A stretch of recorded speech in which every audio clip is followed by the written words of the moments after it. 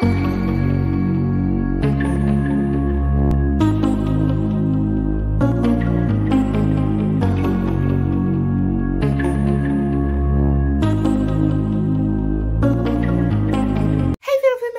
welcome back to Fatal Female Friday. In today's case, we're going to be talking about the case of Elisabeth Wiese, which is also known as the Angel Maker of St. Pauli. So this is actually a German serial killer. And of course, all my sources are down below as usual. And so let's just go ahead and get started. And so Elisabeth Berkfield was born on July 1st, 1853. When she was young, she was a midwife. She actually got pregnant with her daughter Paula out of wedlock. But she would later get married to a man named Heinrich Wiese, which is where she got her last name. The last thing that like she's recorded as being, and he was a tradesman. And so for her job, she was carrying out abortions for unwed women. Because remember, if you got pregnant under wedlock, that was a big no-no, and you were obviously looked down upon. And so abortion was kind of like the only option, at least in their mind. But of course, abortion was illegal at the time. So she obviously got caught and arrested. Because of this, money obviously became an issue. Just said that she tried to kill her husband several times, even with a razor, but luckily to like no avail.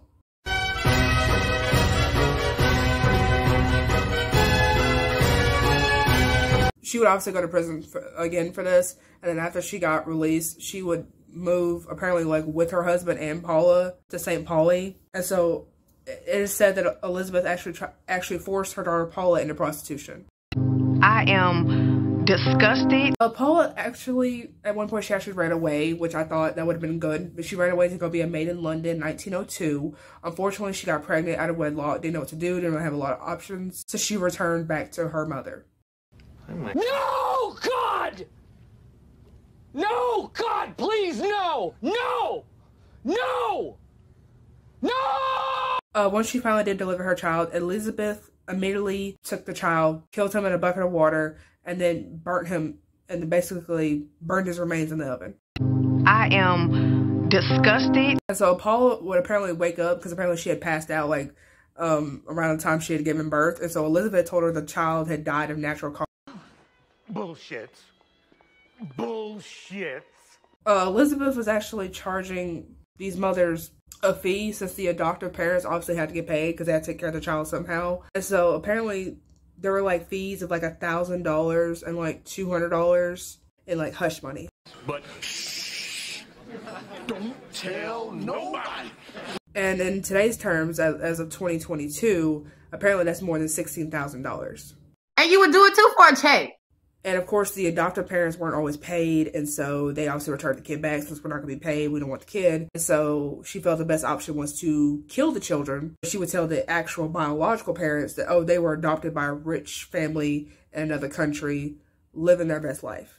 But in reality, the kids were being like poisoned and apparently burned in the oven. Her downfall finally came when a woman actually wanted her kids back, but Elisabeth couldn't tell and told her like, oh, the child was already adopted, let's see with everybody else. But this woman had actually gave her the child the day before, so she thought it was weird that the child couldn't get returned back. And so she wasn't giving like information, and so obviously the woman thought this was a little bit shady, so she goes to the police, and of course there's like several other women apparently made complaints, so the police are like, okay, let's go investigate. Also, the police actually find morphine and other poisons in Elisabeth's house.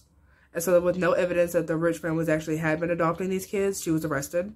And so while no bodies of the children were found, the stove apparently had evidence that there was heat exposed to it for a long period of time. So it's believed that she actually burned the bodies in the oven. Others say that she apparently poisoned them, because remember she had poison in the house. She threw them. Gotcha, bitch!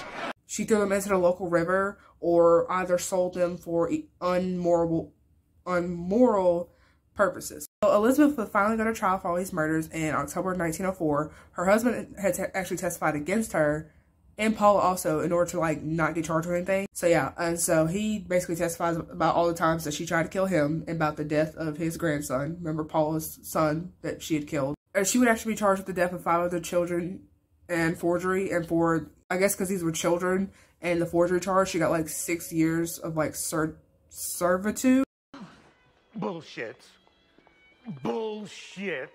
But luckily, she was actually sentenced to death like 5 times. Death to all of them.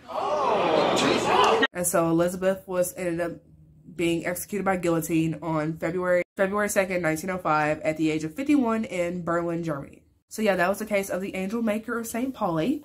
Hope you learned something new today, and I will see you fatal females with the next case. Bye!